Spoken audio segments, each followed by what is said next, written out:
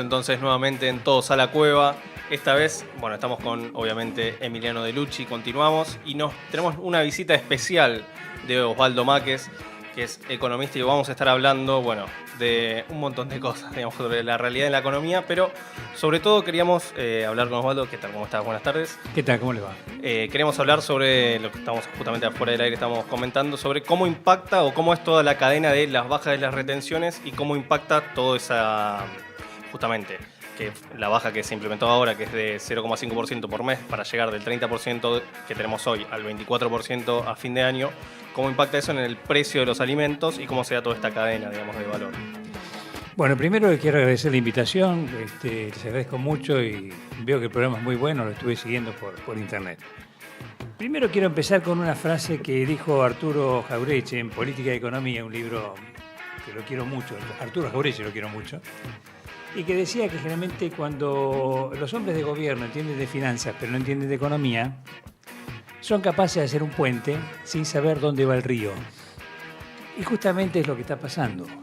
O sea, no hay razonamiento claro, no se tiene en cuenta lo que son las variables del país, la necesidad del país, porque hay otra cosa muy importante que hay que tener en cuenta.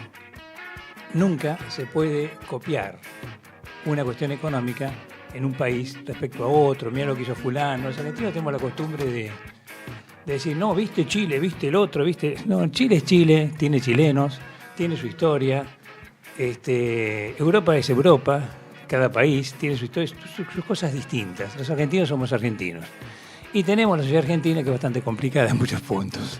Y la historia también. Te hago la primera interrupción. Sí. Vos hiciste referencia a que en realidad en el gobierno hacen el puente y no saben por dónde pasa el río. Sí. Yo veo que hay en los especialistas o en la gente que entiende de economía, hay dos posturas. Una es la que vos acabas de decir y otra es la que no, que en realidad ellos tienen un plan bien diseñado por especialistas, pero el plan es así, consiste en joder a la mayoría de la población. Por eso digo, construir el puente sin saber por dónde va el río, es un poco así. Es un poco donde la crisis se manifiesta a través de la mala formación y la mala camino que se van haciendo a través de la economía. Ustedes me preguntaban recién por las retenciones. Fíjense ustedes, y creo que la gente puede tener un poco de memoria, que el tema de las retenciones fue lo primero que hizo el gobierno, bajar las retenciones, y por ese motivo se suponía que la gente va a producir más, que todos van a estar más felices, y se bajaron las retenciones de las mineras, se bajaron las retenciones del agro en general, y por lo tanto se suponía que el agro va a tener mucho más impulso, se devaluó también. Iba a derramar, ¿no? Iba a derramar, sí, el vaso siempre está bajito, eso no tengo la menor duda, eso es una cuestión de experiencia histórica. Y es un tema que ya se tocó, esos planes son ya bastante repetidos. Las retenciones cuando se bajan le quitan ingresos al Estado. Por lo tanto, si yo tengo retenciones, bajo retenciones y no incorporo por otro lado, el Estado genera un déficit fiscal. Después llegamos a eso, vamos por el principio. Las retenciones tienen dos funciones. Una que son el ingreso para el Estado, para bancar los gastos del Estado, y otra para nivelar los precios internos respecto a los externos. ¿Por qué? Pues yo la soja, que tengo como gran producción de soja, porque el nivel de los commodities me está diciendo que el nivel del precio internacional de la soja es muy alto, todo el mundo va a producir soja, pero si yo pongo retenciones, entonces voy a tratar de diferenciar yo como política gobernante de que me pongan trigo, de que me pongan maíz y que me pongan un montón de cosas más diversificado, por varios motivos.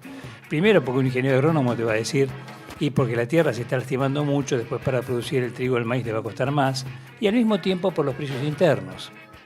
O sea, yo estoy nivelando los precios internos, no me voy al precio internacional o a los commodities de la soja. Si Estados Unidos y los mercados de Chicago y Nueva York no producen, tienen un problema grave, los commodities se van a las nubes. ¿Cuánta mano de obra ocupa el sector agropecuario? Mínima. Por lo tanto, evidentemente, lo que ingresan al Estado es mínimo también. Pero viene otra cosa más, que también se afianza eso. En economía está todo relacionado, ¿eh? No hay nada, ninguna variable que quede aislada.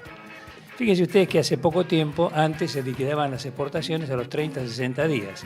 Después llegó 3 meses, después llegó 6 meses y yo dije, bueno, liberar y liquidarlas cuando quieras. O sea, que el Estado 10 se queda... años y ahora es libre. Ahora es totalmente libre. libre. Entonces quiere decir que, primero, los agropecuarios no son santos. Y por lo tanto los agropecuarios van a esperar siempre que la devaluación que se hizo inicialmente, que de entrada vino bien, pero después los costos que siguen la devaluación, porque estamos en la carrera de seguir al dólar. Después de tocar el dólar, ¿por qué? En la carrera de seguir al dólar. Por lo tanto, la inflación se va galopando atrás de la devaluación.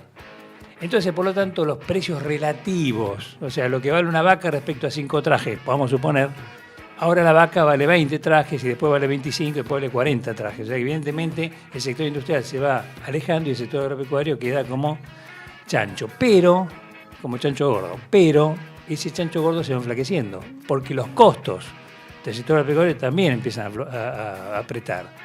Y los grandes corporaciones... Y ahí piden más devaluación los Claro, pero ¿quiénes piden más salir? devaluación?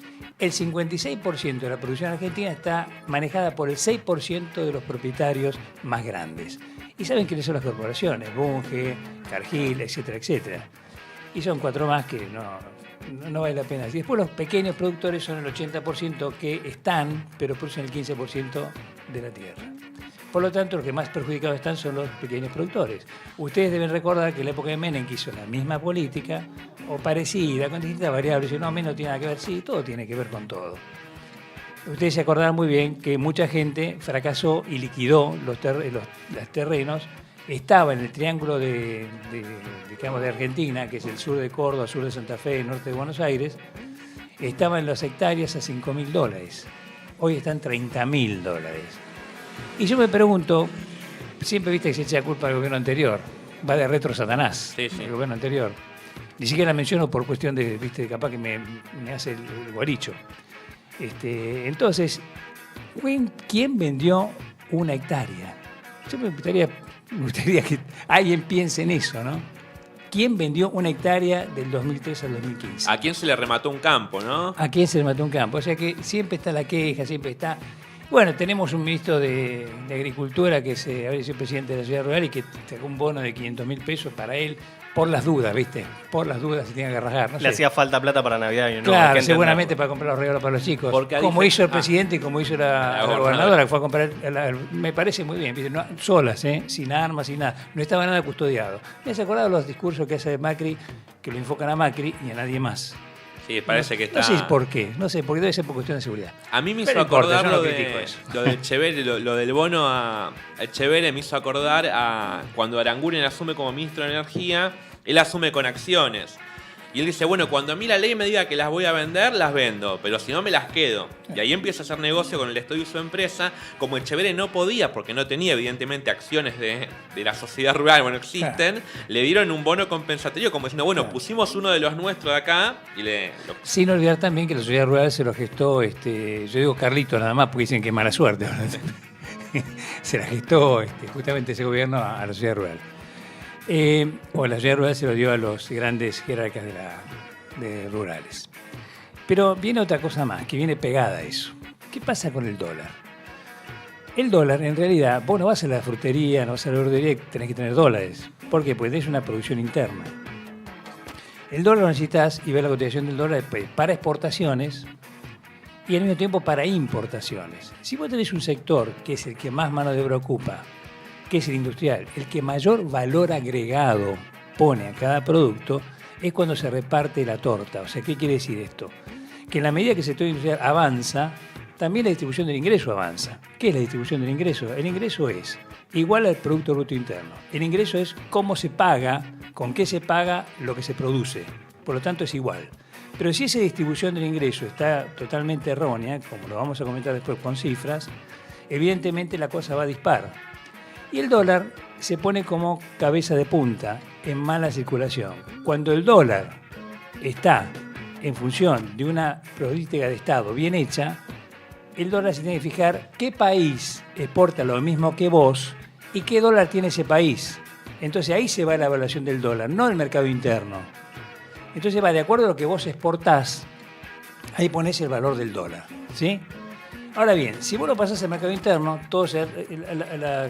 la cucaracha se transforma, es un gran monstruo grande y te va morfando. ¿Por qué? Porque evidentemente eso pasa automáticamente a precios. Esta devaluación o esta inseguridad que pasa entre la independencia, entre comillas, del Banco Central, cosa que no tiene que ser así, y el resto del gobierno. Y cuando salen los 4 jinetes del apocalipsis, a dar una conferencia que hablan, ¿para qué hablan? No sé, porque no dijeron nada. Y en definitiva el dólar va a seguir subiendo y va a seguir mal.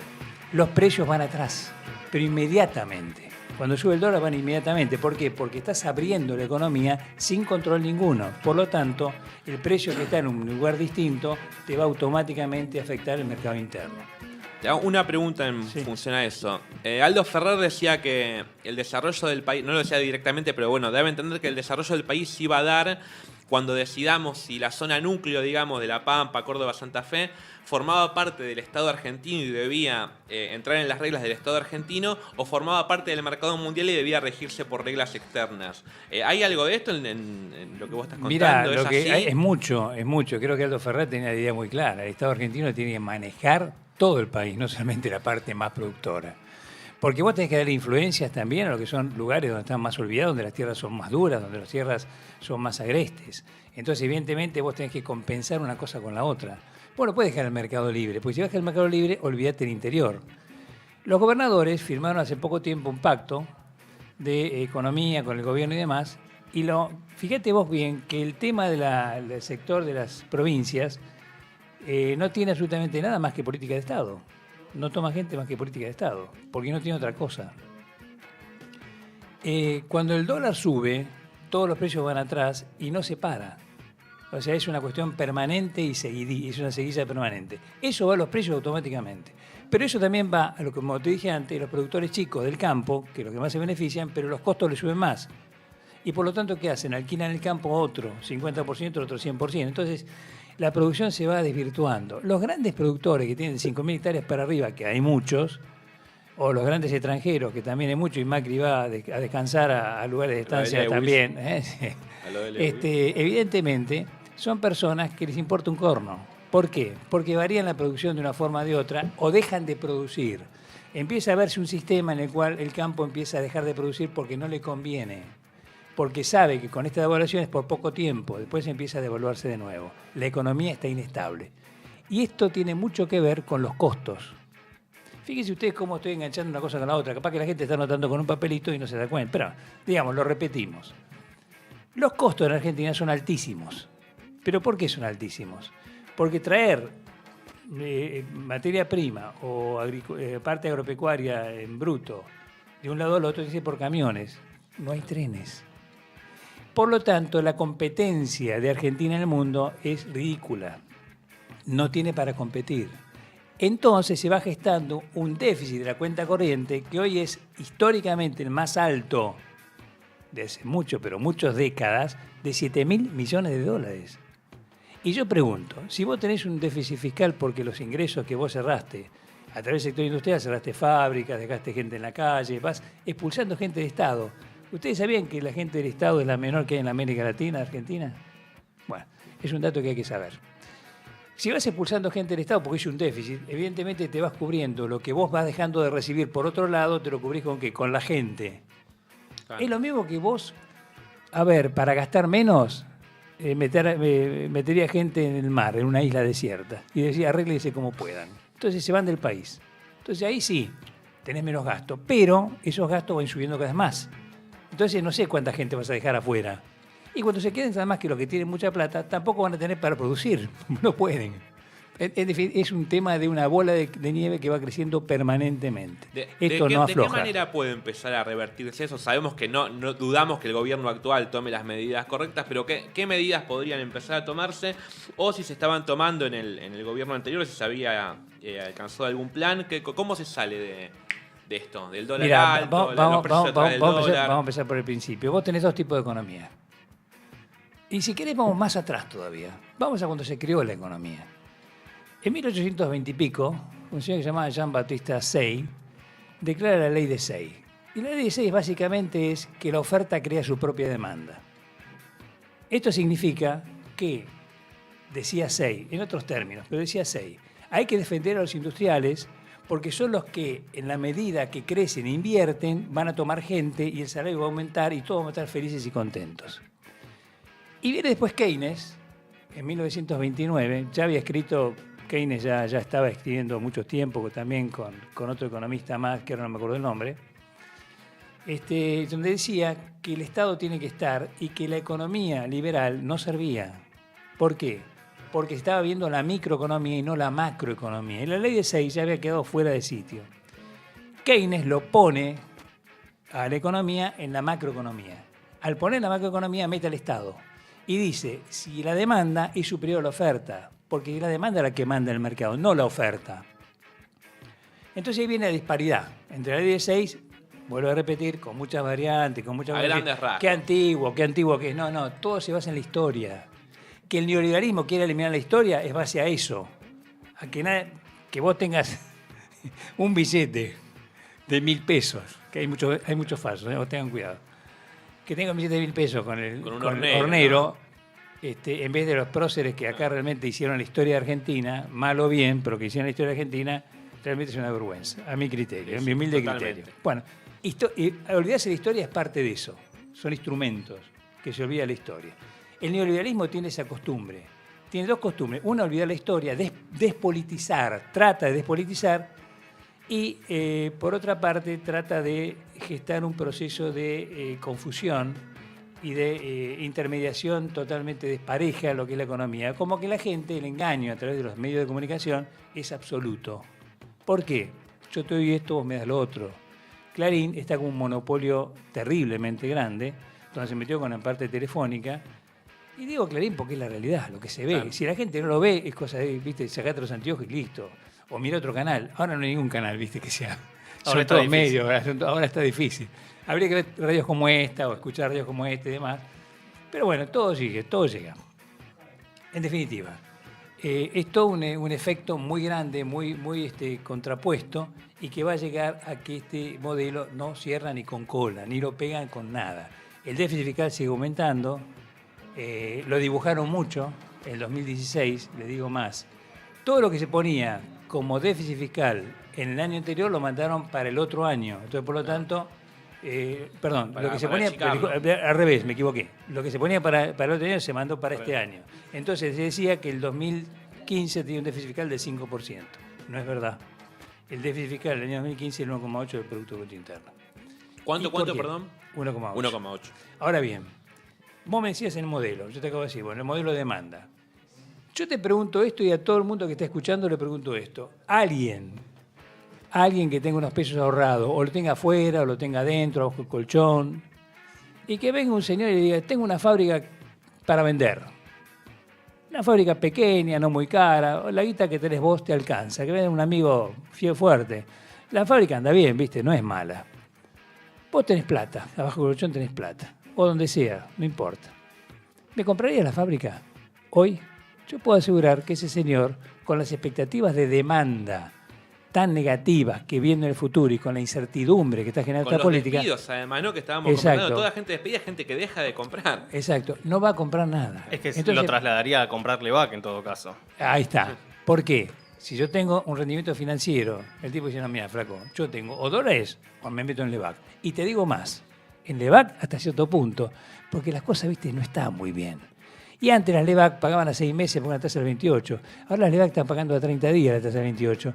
Y viste, qué sé yo voy a ver, la mitad que tenía en Levac, ahora me compré dólares y la mitad lo dejo en Levac a la 28. No sea cosa de cuando lo voy a cobrar no tengan más plata, ¿no? ¿Qué fábrica te voy a comprar? ¿Para qué? ¿Para tomar gente? Si están rajando gente. Y el sector industrial está hecho pelota. Perdónenme las expresiones, quizás no está... No, está muy bien, está está muy muy bien. bien. Está permitido. Correcto, pero Está en permitido. definitiva, yo no te voy a comprar. Entonces, ¿de qué depende la inversión? Si no hay inversión, no hay crecimiento. Si no hay crecimiento, hay desocupación. Y si hay desocupación, hay una negligencia y lo que es un achicamiento del mercado interno. Y cuando hay achicamiento del mercado interno, hay recesión. Claro. Por lo tanto, lo que manda es la demanda, no la oferta. En definitiva, si no hay demanda, no se activa el círculo. Exactamente. Eso es lo O que sea, tiene que quedar claro. 6 tenía que Claro. darse vuelta. Claro. Si yo creo que si vive hoy 6, debería, no, muchacho, me equivoqué. Yo creo que la fuente es la demanda, la que crea el mercado, no la oferta. Claro. ¿Sí? Entonces hablamos de historia, hablamos de personajes, hablamos de relaciones, tipo de cambio, mercado externo, el mercado interno, lo que pasa en el sector agropecuario, inflación. La inflación no es el punto principal como piensa este gobierno, no, es una consecuencia. todo el mundo escuche bien, la inflación es una consecuencia. La única manera de bajar la inflación es produciendo. Y este tema, y ahí viene el tema que vos me preguntaste recién de qué pasó con el gobierno anterior o qué pasó con el gobierno anterior, que llegan al cuello de botella, es justamente que un problema así no se supera en 10 años ni 20 años, no, se supera en 40 años, pero en 40 años de una continuidad política en la cual el Estado tenga la variante económica, el empuje económico, donde a toda la gente que gane un poquito menos, pero los otros ganan más. El tema de los subsidios es otro tema, que va en esto que te acabo de decir recién. El subsidio no es un gasto, como el salario no es un gasto. No se puede decir que el salario es un gasto en el cual arruina la economía, no. El salario es una inversión de futuro, como lo es la educación. Claro, perdón que te interrumpa, pero la diferencia, digamos, como que abismal que hay entre el gobierno anterior y este es que este gobierno ve el subsidio como gasto y el otro como salario indirecto, digamos. En ese Exactamente. Sentido. Ahora bien, fíjate vos que si no tuviera subsidio, le estás facilitando a la gente que se traslade al trabajo y le estás facilitando a la gente que gaste más. Entonces la gente dice, claro, no, pero lo que pasa es que hay un montón de gastos, entonces nosotros estamos pagando el gasto. No, flaco, no, pará un poco. Si la gente te demanda, si hay gente que demanda más, como vos vas a demandar más, el Estado tiene recursos de impositivos y demás reformas en los cuales puede cobrar esa diferencia. Y les hago otra pregunta más a todos. A ver, los que llaman, los que no llaman y demás. ¿Qué pasaría? ¿Por qué las empresas telefónicas? ¿Por qué las empresas de gas? ¿Por qué las empresas de electricidad se bancaron 14 años o 12 años con subsidios? ¿Porque no cobraban nada? No. ¿Porque no ganaban? No. Todas ganaban y mucha plata. El tema es que ahora el mercado les da todo libre. ¿Y el mercado qué está haciendo ahora? Sacando a la gente de trabajo lo que está perdiendo por otro lado. Pero eso no puede ser nunca. Porque llega un momento no puede extenderse en el tiempo. Porque no puede extenderse en el tiempo. Y al mismo tiempo no puede extenderse en los importes. Por ejemplo, sacar a los jubilados 100.000 millones de pesos. Bueno, ¿por qué? Y ahora hay que bancar al abuelo. Y capaz que el abuelo se muere rápido. Soy muy drástico en lo que digo, pero es así. Sacaron a los salarios, sacaron a los trabajadores, están echando reducción del Estado y están ahorrando 18.000 millones de pesos. Son los mismos que están perdiendo con la retención de la soja. Claro. Eso es 18.000. Hoy lo aclara muy bien Álvarez Agis, a quien realmente lo respeto mucho y conozco mucho. En definitiva, señores, esta política no va ni para atrás ni para adelante. Vamos al agujero. Muy bueno, creo que lo ¿no? expliqué clarito. Impecable. Y lo que quieren hablar de la deuda, hablamos de la deuda, no tengo problema. Impecable. No. ¿Cómo estamos de tiempo? No sé. ¿Estamos bien de tiempo? 5 minutos, listo. Una consulta que tenía, hablando un poco, vos mencionabas sobre el gran déficit fiscal, que es histórico, digamos, ya en este momento. Yo me pregunto, si tenemos esa cantidad de déficit fiscal y la cantidad de deuda que estuvo tomando el gobierno, ¿cómo llegamos en un momento a tener esos dólares como para llegar a pagar esa deuda? ¿La vamos Nunca. a tener en algún momento? No, mira, a ver, tengo un pequeño resumen. ¿Puede ser? Sí. La historia sirve. Cuando se fue Cristina, la señora María Estela Martínez de Perón, que pobre la cancharon ahí, bueno, fue un montón de procesos políticos malos. El país tenía el 4% de desocupación. La deuda externa estaba en 7.800 millones de dólares. Cuando se fue Martínez de Oz, la deuda estaba en 45.000 millones de dólares. Cuando se fue Alfonsín, estaba en 65.000 millones de dólares. Y ojo, estoy diciendo que Alfonsín hizo lo mejor que pudo. Y lo respeto mucho como político. ¿Por qué? Porque toda la contra, inclusive el peronismo a veces con errores bastante cruciales, hizo una contra mala. Parte del peronismo, no el peronismo entero. Cuando se fue, en estos años, cuando se fue cuando se fue Cristina Fernández de Kirchner, la deuda externa había bajado a 120.000 millones de pesos. Y sin contar los 18.000 millones de dólares que se debían a los buitres. ¿Por qué se debía a los buitres? ¿Por una cuestión de que no se podía pagar? Sí se podía pagar. Pero el tema es decir, Argentina no paga, por lo que hizo Kirchner en el 2005 y el 2010, no paga a los que son realmente estafadores. Claro. Entonces es una cuestión política, internacional, y Cristina tuvo el orgullo de hablarlo y la gente tiene que escucharlo y la historia la va a recomendar y la va a reconocer cuando habló en las Naciones Unidas y demás de todo eso.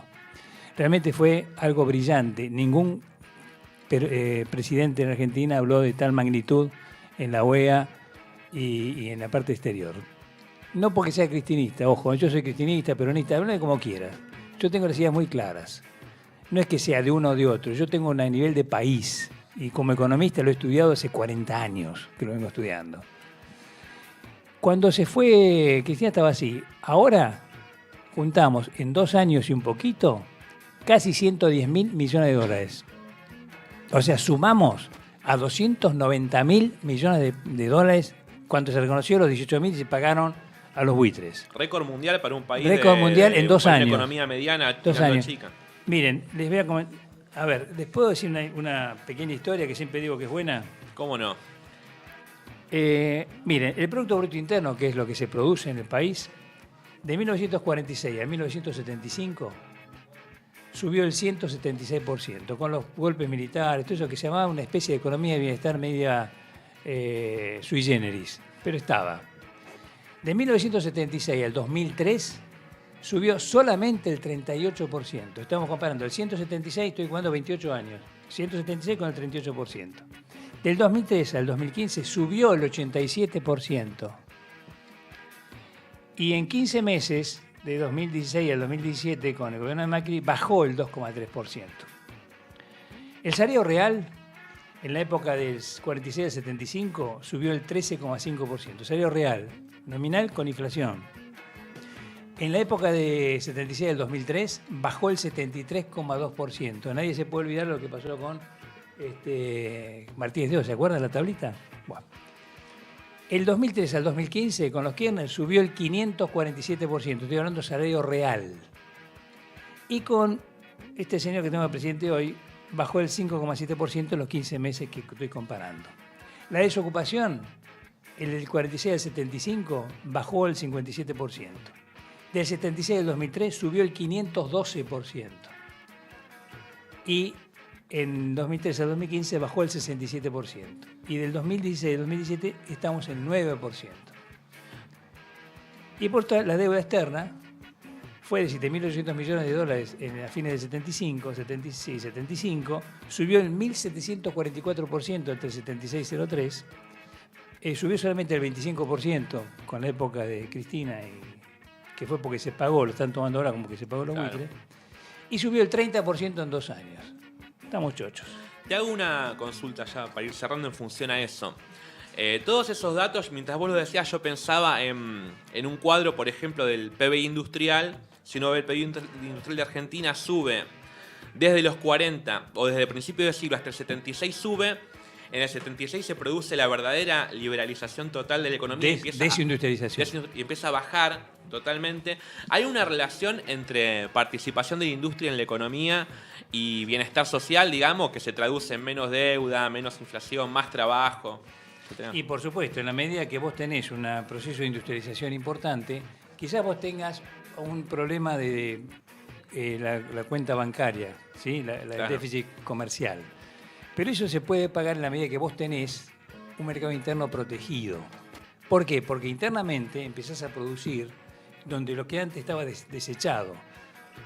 Cuando estuve en la Secretaría de Comercio, y con Guillermo Moreno, a quien respeto mucho, estuvimos averiguando quién de Argentina podía darle productos a otro que estaba el A, el B, el C.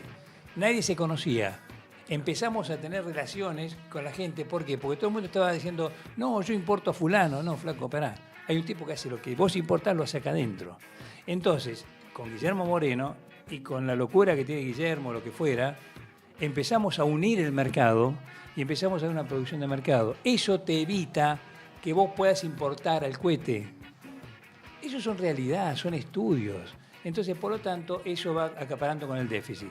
Puedes tener cuello de botella. No te niego que no. ¿Por qué? Porque el mundo está cambiado. En 2015 el mundo estaba cambiado. Empezó a cambiar rotundamente. Y China, no son tontos. China está dominando el mercado. Y ese dominio de mercado viene con los BRICS. ¿Viste que son los BRICS? Bueno, Brasil, Rusia, India, China, Sudáfrica. Esa agrupación tenía como condición hacer un desequilibrio para el dominio de Estados Unidos. Entonces, inclusive se quería tomar el yuan, la moneda china, como moneda de intercambio entre esos países. Y Lula da Silva y Cristina Fernández de Kirchner dijeron, ¿por qué no es BRICSA? Claro.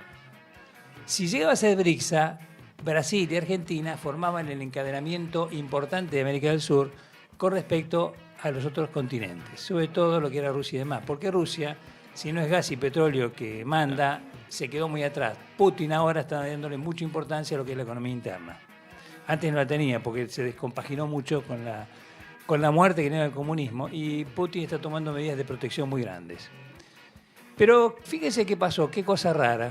¿Qué pasó en Brasil? Sacaron a Se Dilma, rompió, claro. Exactamente. Como no pudieron ganar las elecciones, Exactamente. Con China ni la tocan. Claro. ¿Saben cuánto tiene China de la deuda de Estados Unidos? El 50% del PIB de Estados Unidos lo tiene China. En bonos de Estados bono del Unidos Tesoro, como claro. deuda. Sí, sí.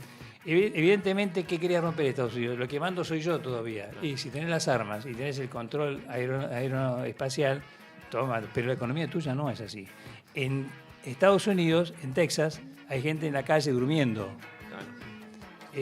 Bueno, las fotos de Detroit como una ciudad en ruinas, ¿no? Exactamente. Entonces, y también tenemos que las empresas que están en China no se van de China, ¿eh? No se van ni mamados de China.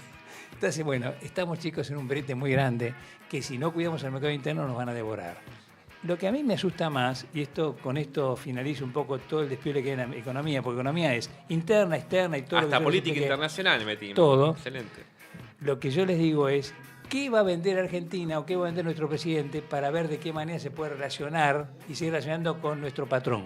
Limones no. Ya decía que no. No, olvídate del limón, olvídate del No va. biodiesel. Biodiesel olvídate. No va, biodiesel tampoco. No, el tema es que Cada no- vez menos. Ahora bien, ponemos el otro punto. ¿Qué pasa una base militar en Ushuaia? Puede vender espacio, ¿no? Eso, vende espacio para proyectos. ¿Y por qué no? ¿Por qué no? ¿Y la Antártida? Estamos ahí, ¿no? Bueno, lo dejo como incógnita. Muy bueno, muy bueno. Podemos continuar quizás en un programa más adelante, así que te agradecemos mucho, Eduardo. Osvaldo, perdón. No me cambié. Me quedé. se ríen mucho atrás.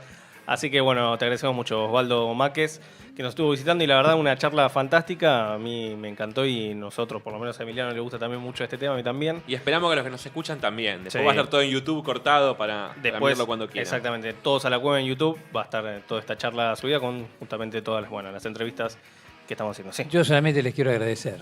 Peleas como esta son necesarias. Son realmente las que hacen falta para que la juventud entienda. Porque ya los viejos no entendemos más. O sea, los que somos, digamos, estudiosos del tema y todo podemos entenderlo, pero los que ya tienen 60 años y tienen una concepción, digamos, liberal o neoliberal o como la llamen, después hablamos de la historia del neoliberalismo si quieren, pero como eso, no van a cambiar más. Son fierros de esto. El tema está que la juventud, la que va a votar, los que van a votar 16 para arriba, entiendan cómo es esto. Y entiendan también el tema educativo. Es un tema que ustedes le están dando un apoyo muy grande y hay que seguir. Bueno, Así muchas que no gracias. aflojen. Muchas gracias. Muchas gracias. Así que bueno, nosotros entonces seguimos por acá.